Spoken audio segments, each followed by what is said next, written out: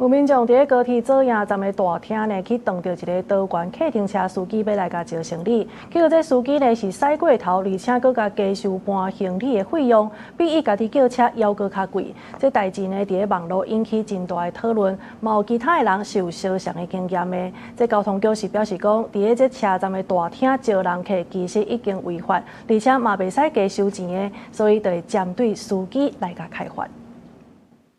長長的大門提醒民眾，若佇高鐵左營站要坐車，一定要注意這個多元計程車司機。民眾講，伊28佇高鐵大廳撞到這個司機來招坐車，想袂到司機家己開過頭，車錢430塊，佮講搬行李愛加錢，每手總共收期500塊，和當事者認為真無合理。不過，當事司機說講，伊只是耍嘴問伊要坐車無，車頂嘛有打告示講搬行李會加收錢。有民眾講，高鐵左營站車定拄有人來招坐車，不過伊唔敢學白坐，怕遇到不好的司機啊，或者是被載到哪裡都不知道，因為你對這裡的環境不熟悉，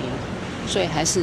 跟排班比較安全。就不喜歡被強迫，好像一定要搭他的那種感覺。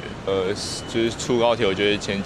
用 APP 叫車這樣，然後就等車來。其實高鐵左營站第2樓的5號出口都有合約的計程車通好坐，不過煞定拄有多元計程車也是白牌仔車，利用3樓、4樓停車場前30分鐘免費的優待，車停遐人走去大廳四界招客。民眾講，伊對落高鐵行落來1樓就撞到幾落個，不過警方講，這款行為已經違法，上懸會當罰3000塊。於車站違規攔客、妨礙交通秩序者，處新台幣1500元以上3000元以下罰鍰。交通局這邊會要求司機來說明之後，依照公路法的規定來做相關的處分。鐵路警察局表示，違規招客司機若是白牌仔車，會當罰10萬以上2500萬以下罰款。若交通局嘛強調，多元計程車敢若會當載事先約好的人客，同時照規定跳表收錢。交通局會要求司機來說明，若確認違規事實，會照公路法上懸罰9萬。記者柯家族、邱耀陽、高雄長報道。